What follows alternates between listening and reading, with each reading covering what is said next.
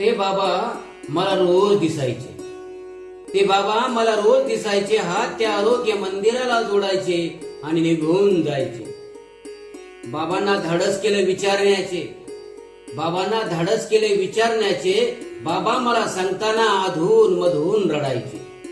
अरे पोरा, अरे पोरा, तुला काय सांगायचे. माझे शरीर झाले होते जणू घर रोगाचे. खूप वेदना होत होत्या रे. इलाजाला जवळ पैसे नसायचे. जवळचे आणि नातलं किळस करायचे. ठरलं माझं प्रवारा हॉस्पिटलमध्ये भरती होण्याचे. मग काय सुरू झाले उपचार माझ्यावरचे. खरंच महान आहे सेवक या आरोग्य मंदिराचे. माझी लय काळजी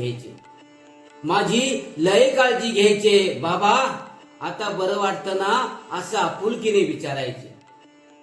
उपकार मानावे तेवढे कमी त्यांचे. इथल्या डॉक्टरांनी कर्मचाऱ्यांचे. माझे प्राण वाचवले त्या सर्वांचे. मला नवजीवन देणाऱ्या प्रवरा रुग्णालयाचे. धन्य ते कुळ विखे परिवाराचे. आभार मानतो मी राजू त्या विखे पाटलांचे.